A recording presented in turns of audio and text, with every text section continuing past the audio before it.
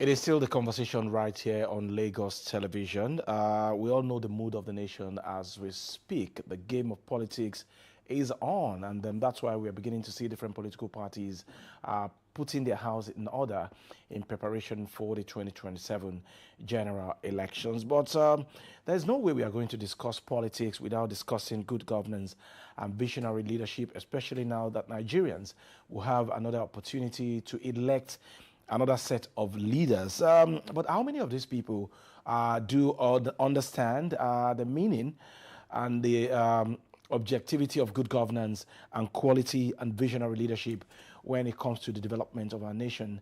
Many of them are elected, and then when they get into office, they act like the people are meant to serve them when they are meant to serve the people. The conversation this morning is on good governance and visionary leadership, and we have right here in the studio with us. If you are a fan of The Punch, you know our guest is a regular writer of opinions in The Punch. Right here with us is Mr. Lekan Sote. He's a journalist and political observer. It's a pleasure to have you. Thank you very much. All right, so another round of election is right here in the country, and then people will have the opportunity to elect leaders, while some will be appointed. So when you look at the quality of leaders that we have had since 2023, when we elected some people as governors, as lawmakers, would you say that these people are very conscious of the garbage, or the baggage rather, that comes with leadership and good governance in the country? Let me quickly tell you, no, not. If there are very few of them. You know, those who know what they are doing, they don't form the critical mass. So that's why we are getting what we are getting right now. I think you were alluding to garbage in, Garbage out. I think that's what we are getting. Let's cast our minds back to the First Republic. The best of us went into politics. The Awolowo's, the Ahmadu Bello's, the best educated went into politics.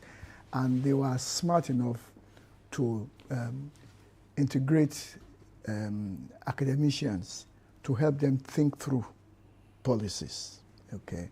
And so when they got into government, and they were also lucky to have good public civil servants. I'm talking about the likes of Philip Asiodu, the likes of Simeon Adebo, the likes of Odumosu, people like Jerome Udoji. Those were top civil servants who serviced the politicians. But right now, just listen to some of them. Some governors, some commissioners, some ministers, even some presidents. I was joking some the other day that we had a recent situation where somebody who had been bodyguard was president, and the president who would have been president was his vice president. I don't need to mention anybody's name. I'm sure you understand what I'm trying to say. And it gets worse because this constitution that we are running, it is written sections, about 4 sections, where qualification to run for members of the National Assembly, state assemblies, president and governor. It says school certificate or equivalent.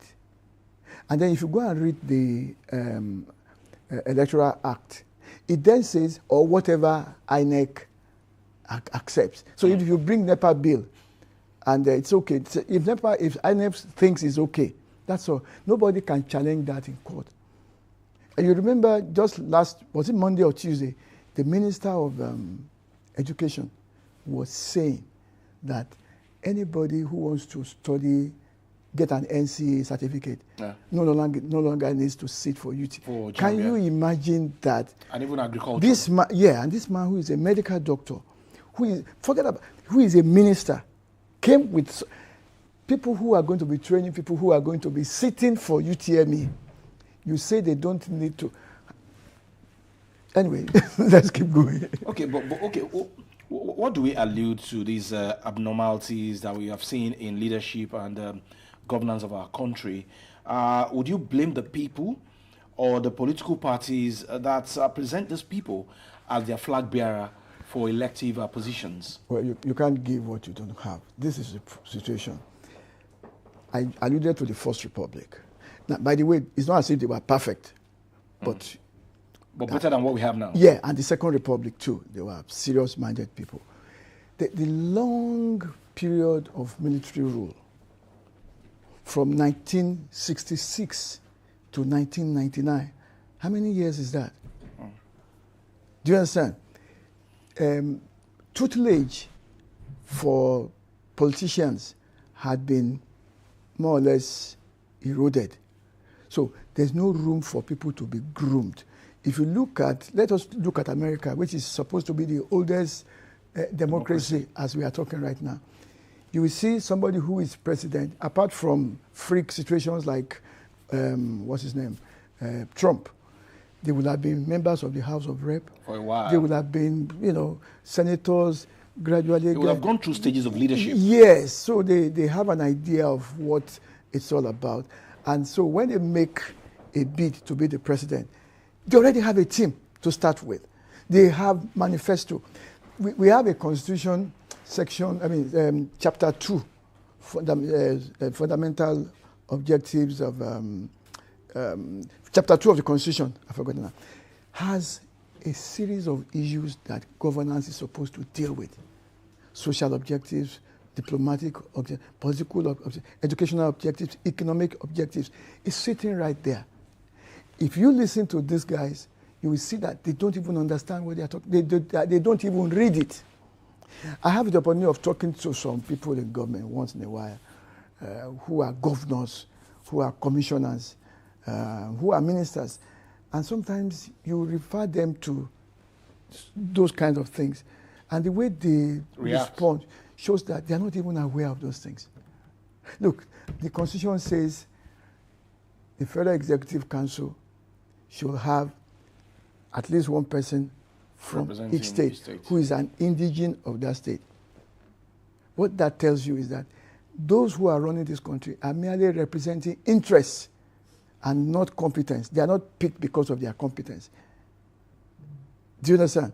Somebody who, I don't want to mention his name, who performed woefully as Minister of Power, left about 2 or 3 weeks ago. They went to his state to bring somebody else to come and repay. The guy may be intelligent or whatever, but they were asking him, he has no idea of power. And then you now make him Minister of Power. A very critical aspect of economic development of this country. You hand it over to somebody who has no idea what to do. We are in a state of emergency when it comes to petroleum products, when it comes to electricity, when it comes to agriculture. You need to have competent. This is not. You don't put politicians in such positions. At this point, if electricity was stabilized, do you understand? And there's no emergency. Okay, anybody could run it. But at the moment that we are at a critical stage, you need to have people. A technocrat. Yes, like Professor Bart Naji. Yeah. The man understands the job. Do you know the wonder that he's doing in Abia State? You know, and so you put, so we have serious problem, and so essentially the problem is that of personnel, which I think you have sort of discussed, raised. So who then should address or set the standard for leadership or those that should be appointed? If at the political level, it's all about political patronage and not competence rather. So who then should set the benchmark or the standard before people are elected or appointed? Well, number one, Section 22 of Nigeria's Constitution says that the media must hold government accountable. Okay? And Section, is it 13 C or 14C says that security and welfare are the major job of the government. Okay? So the media must hold government accountable to the content of Section 20, Chapter 2 of the Constitution. Indeed, the entire Constitution. You know, so the media has to be well-educated, well-exposed, well-rounded, well-traveled. But you and I know that they have weaponized poverty against the media. By the time they give you brown envelope, you lose your voice. You are not able to stand up because you have wife, you have children or husband, you have grandmothers, you have parents, and you have to look after them. And then they are paying you pittance. The way the economy is run, it does not make the media to be financially buoyant. Maybe another day, if you call me back, we can explain the problem of the media. So the media is not well trained. You talk to a lot of journalists, you consider they don't read up, they don't know a lot of things. You know, they just argue, and then they go on Twitter and begin to make unnecessary argument. Then you now sit them down and say, my friend, let's talk one-on-one. And you can see that they don't have enough knowledge, information about the subject. So they are dealing with, I'm talking about journalists now. Okay. So journalists, as so we have our own, that yes, set the standard. Yes. Now, the politicians themselves, we have the civil society, CSOs. Those ones too should sit up, you know, and do their job. And then, if politicians are going to be responsible, we have professionals. There was somebody, I think Patrick told me, during the Abacha days, he came up with something called concerned professionals. I need to hear professionals, Nigeria Medical Association, Nigeria Bar Association, and so standing up and being critical of government policies, not partisan, just assessing policies, programs, actions, activities. You know, what are the ministries, the departments and the agencies, what are they doing? What are they delivering to us? They call it the dividends of democracy. So we need to understand, we need to interrogate it. Then organized private sector. You know, my own father has 2 textile factories. My father had a factory where they make lace. If I understand it, our factory is probably the biggest lace manufacturer in Africa. But the machines are sitting down there. I do. And we have another factory, which is a print, it is textile machine. We have weaving machines, we have dyeing machines, we have print. All of them are sitting idle. So organized private sector must come up and begin to demand good governance. Yes, because organized private sector, as high network individuals or even as corporations, donate money to these politicians. So they too need to begin to insist that. I know somebody who, for a very rich Nigerian, who told me how much he contributed to the campaign of a president in this, you know. And then the only thing was telling me was he didn't give him contracts. He didn't. I'm like, oh gosh. So he was an investor. Yes, that's what it means. Okay, and then maybe we now need to talk to the politicians as well. I was talking to a politician, a former governor of a northwestern state, and I said, "What do you think of somebody who just recently got elected as president of Nigeria?" I don't want to mention it, but I'm sure you'll understand. He says he's not intelligent. That the person who was just elected president is not intelligent. And then I said, but I recall that you are one of the first people to start saying that he must be the president. He said he can win election.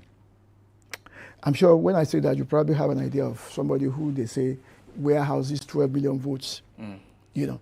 So these are the kind of, so these various groups, we can't push it to just the politicians themselves. Okay. We too, the media, we have a constitutional role and we have to stand up to it. And yes, to put them on their toes. We can't continue to say they are weaponizing poverty against us. Listen, somebody was talking to me about politics, and he says, when he reads my column, I'm giving them ideas, I'm giving them suggestions. I say, yes. Do you think I want Nigeria to collapse and then I'll become a refugee in Cote d'Ivoire or Mali? Would I want to be a if the Nigerian project is bigger than your ego, I want results so that Nigeria is doing well, and then I chose to stay in Nigeria. Do you understand? My late wife was British. I refused to go abroad. I said, I'm staying here. I made a choice. Mm-hmm. Now, for me to stay here, I have to contribute to the conversation. By the way, I recall once talking to the Minister of Information that why don't you begin to sell petroleum for Naira? And I recall the man asked me to explain what I meant, and I did. He wrote down, he took some notes. Was that before the This was 2024. Naira crude swap? Yeah, this was 2024, April. And by August, the president announced. So that shows somebody that is thinking. So that shows that valued the idea that you gave it. Yes, though they did one aspect of it, but it's okay. At least they on that. Something was done. Yes. So and that convinces me that I should continue to say what I need to say.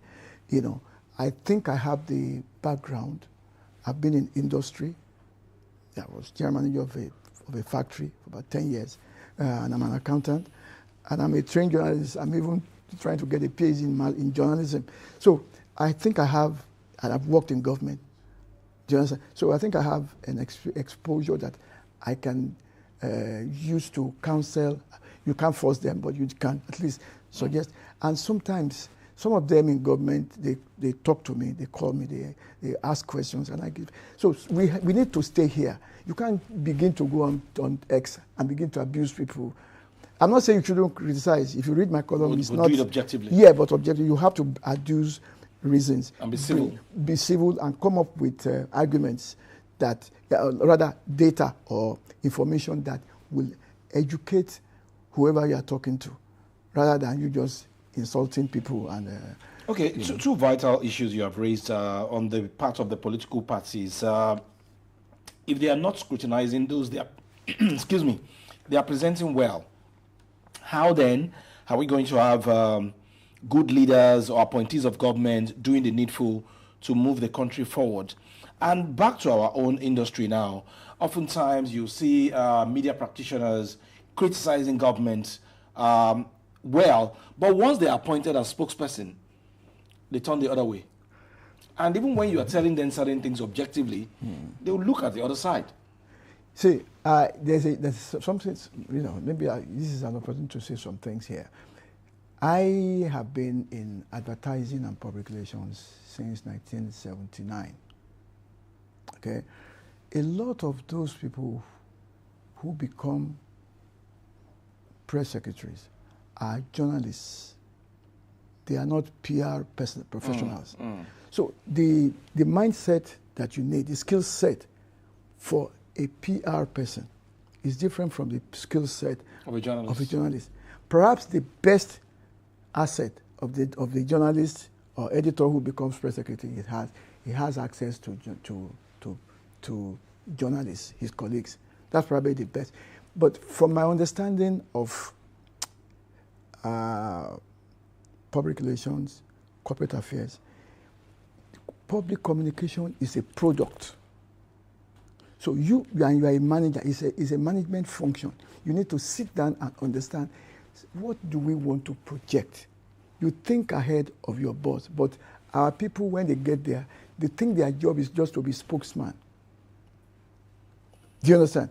I was looking at one of the military arms of the Nigerian military. They have a program on TV that I watch, and I see that most of what they are doing is to be talking about the chief of their chief of staff, the head of that agency, and all that. He went to open a house somewhere. He went to, and I'm thinking to myself, these people don't understand the job. He thinks his job, or whoever is in charge, thinks his job is to be a sycophant. No. And deceive your principal. Yeah. Do you exactly? And keep your job. Now, so let's look at it this way. On Christmas Day last year, Americans went to and shot down some people in the northwest, in Sokoto State. Then last week, the number 2 man of ISIS was shot dead in the northeast. That is serious work. The PR person should have projected it. He will sit down. Now, it's because propaganda is, military is also is use of military of our hardware as well as propaganda. We need to use that information to project the strength of the military. And because many of us think that the military is weak, they are not well funded, they don't have equipment, and professionalism is gone. And somebody needs to use that to push. But if you came from the newsroom and you became the PR manager of or they just hired you from university, you have a BSc in whatever it is, and then they put you in the PR department of the Air Force or Army or whatever, and then you become the head. You don't know precisely how to make use of that information. So that's the problem we're having. So those of us who scramble to become or struggle to become spokesperson, we need to go and be taking some courses in PR. That's why I have respect for Sanusi, Lamido Sanusi, when he was a managing director of First Bank. Somebody hinted him that, Yar'Adua, I would like to make you governor of Central Bank. What did he do? He found out somebody who knew about central banking. The woman was based in Abuja. Sanusi will go to Abuja every weekend and listen to her and let her download ideas of what it is to be a central bank governor. I'm not saying that he was terribly successful, but you could see that he seems to understand. Somebody who knows his limitation and decides to work on it. So that's what I see, that the problem I see regarding our colleagues who are in that position. Some of them will become minister. Somebody who says his grandchildren said he's not a truthful person. I'm saying you know who I'm talking about. He thinks that being combative is his job. No. You are your job is a management function, and you determine the communication that you are going to set out. You sit the president down, though you study him. The first term of Donald Trump, the man who was I've forgotten his name, I'm trying to remember, Sean Swetzer, his PR person, you could see that the man is disgusted with Trump. But because he's a professional public relations person, able to manage him. He managed the thing. When they corner him, some of it, they know, I'm sure he talks to some people privately. When they shoot him with questions, if you say,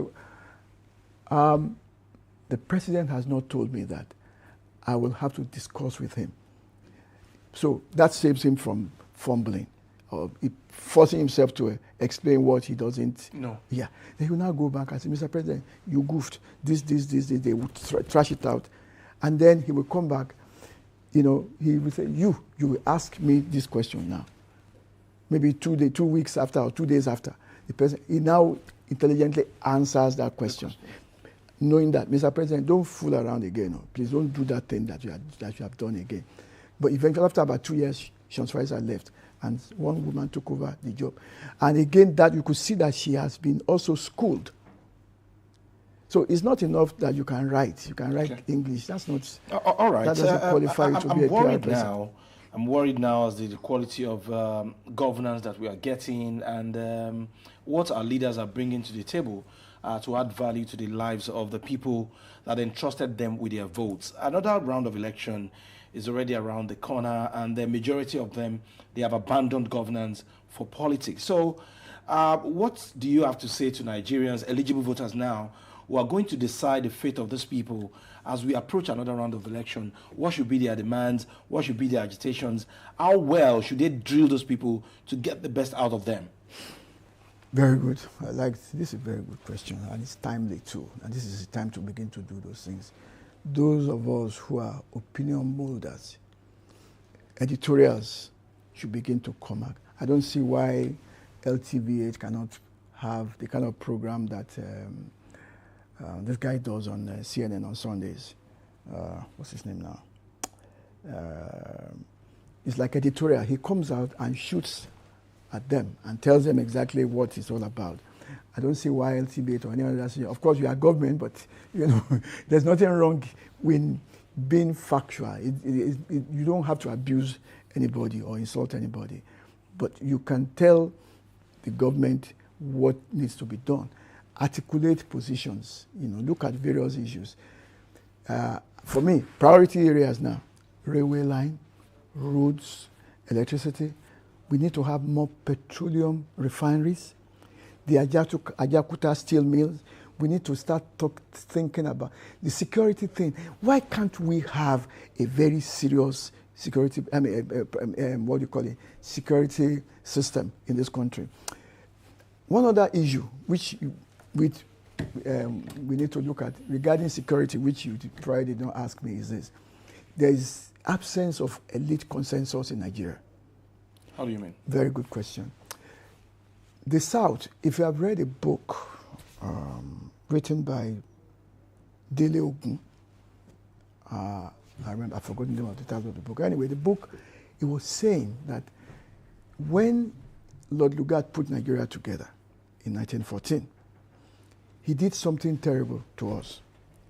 He encouraged those of us in the South to become Christians and to seek Western education, and to also make us think that we are better than the North. Then the North, he encouraged them to continue to be Muslims. Orientation towards the Saudis. Do you understand? And then he also made them to think that they are better than us in the South. That misunderstanding has not been eased out. So we have two groups of people. The Sahel Nigerians, who have family, blood, marital, language, cultural affinity with the rest of the Sahel. And then those of us of the Gulf of Guinea in the South, whose orientation is completely different. And then you put us together. So there is no elite consensus in Nigeria. That is another big issue that somebody needs to sit down and find a way. We have philosophers in our universities, people studying philosophy. We have sociologists, we have psychologists, we have people who studied literature, and they should all sit down and come up with something, that a way to get us together. Or, if it's not going to work, then let's regionalize. It doesn't mean that you are going your separate ways. This Dele Ogun came up with something called the orange option. Orange, you will see that the orange has several lobes that are separate from each other. Mm-hmm. Do you understand? Yet, the skin covers everything. So, there's no reason why the Yoruba cannot be Yoruba in Nigeria. The Igbo cannot be Igbo in Nigeria. The Hausa cannot be Hausa in the Takpa. They can't, each group can stay on its own. Do you understand? And develop locally. Do you understand? Within its geographical, cultural environment. You can begin to teach people in Yoruba in the Southwest. Now, if you come from the North and you want to come to school in the Southwest, they will teach you in Yoruba. If you don't like it, then you can go back to where you're coming from. And if you are Yoruba and you go to the North and they're using Hausa to teach in school, and you say, then you have to come back to your place. Mm. It doesn't stop you, but we will then have common army, common central bank, common customs, common immigration, common army. Those common foreign service, those ones will be common to all of us. But each group can develop on its own. Those are some of the things I think we need to. Okay, in our quest for good governance and visionary and quality leadership, I'm sure that eligible voters are watching us right now, and the politicians will start coming, dangling carrots before the electorate who are going to decide their fate. Bag of rice, and 5,000 loaves of bread, 5 or 10,000 naira. So they promise. How well should they position themselves in such a way that they will get value for their votes, which is what is going to determine the future of those politicians? But Nigerians are now doing something now. They will collect that rice. And still vote their conscience. And they could vote their conscience, which happened in the First Republic. There's a song, they say, Borowo mi, orinu mi, them. If you can see my hand, you can't see my heart. Yeah, you know. So that is the thing. But there's something that is which nobody is talking about. They call it, sometimes if you say the big elephant in the room. The Constitution says you must be a member of the political party. That clause should be removed. Why? Very good.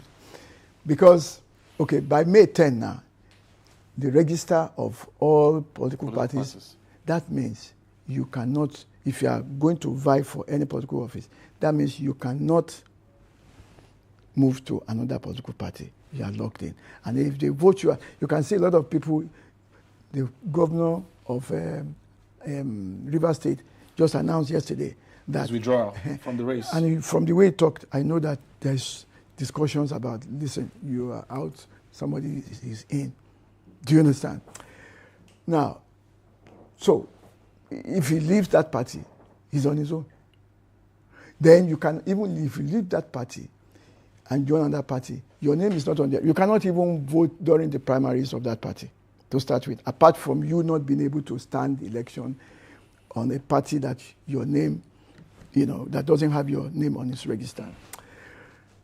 But if there is this option that you can have independent candidates. Yes. So people like you and I who do not believe in any of these political parties, we can stand. We can go out on our own. Well, politics is money in Nigeria. Whatever. Politics is expensive. We will start from local government. You have to start from somewhere. Let's have that, what do you call it, first. Let's expunge that thing. Do you know that there may be some businessmen, rich people, who are disgusted with the system that we are running, and they will secretly fund you as an independent?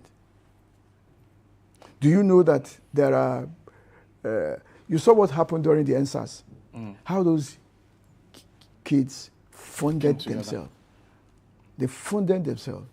Cryptocurrency, everything was going. They were having money. You saw I joined them just to see what they were doing.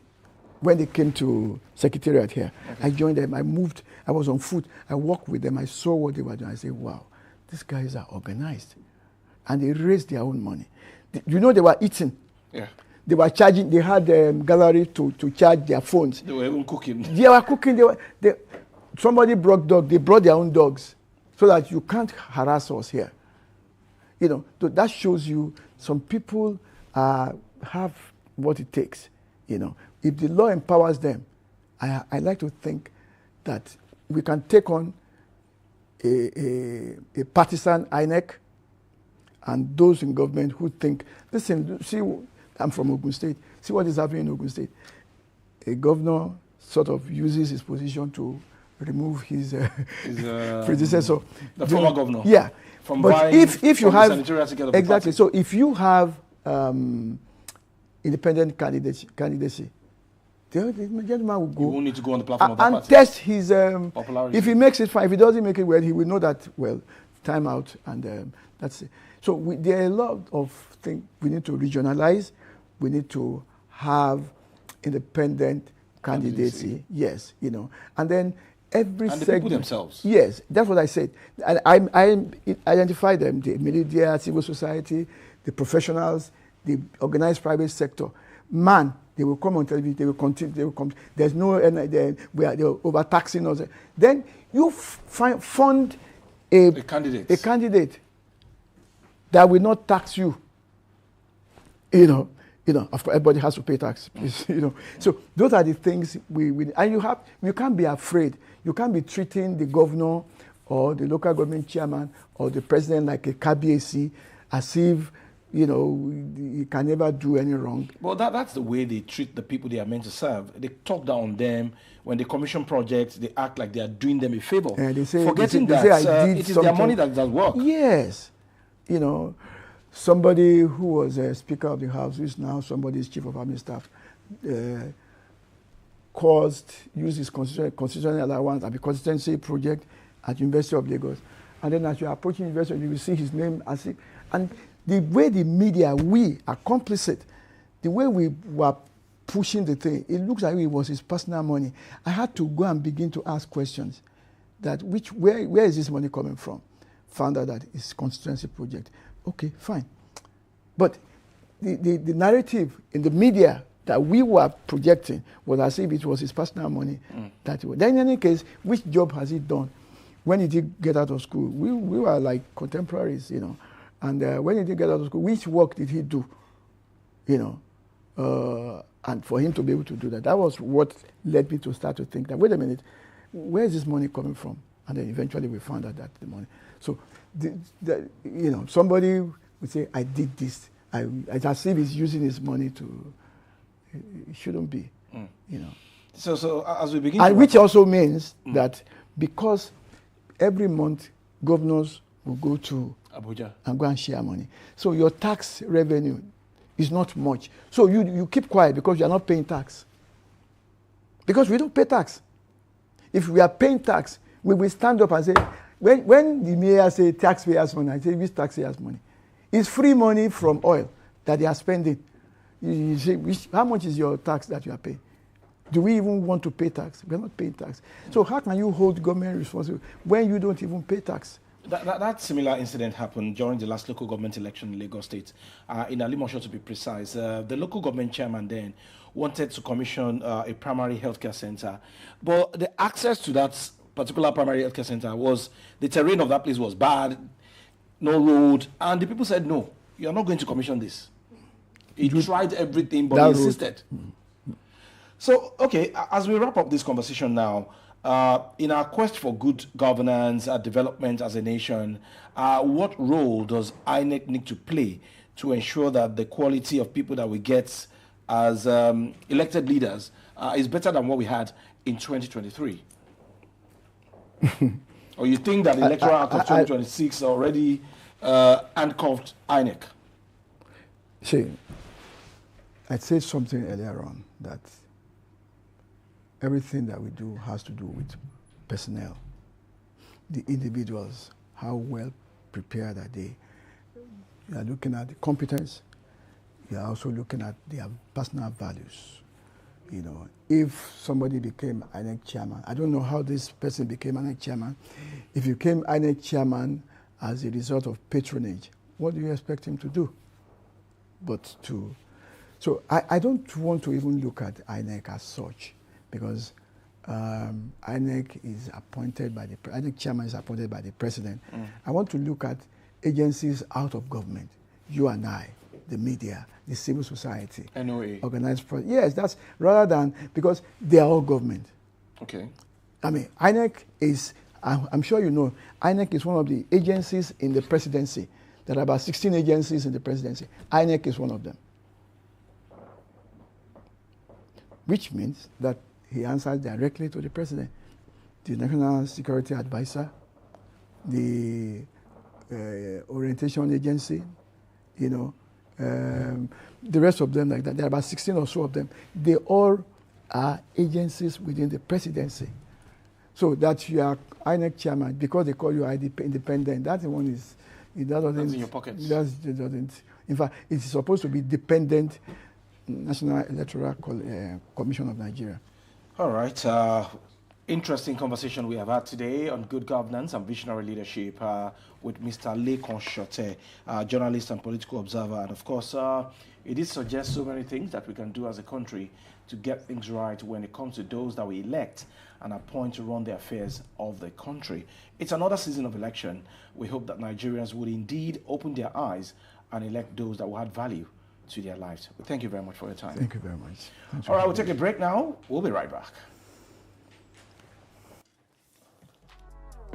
The views expressed on this program do not represent that of the producer, management of Lagos Television, or the Lagos State Government.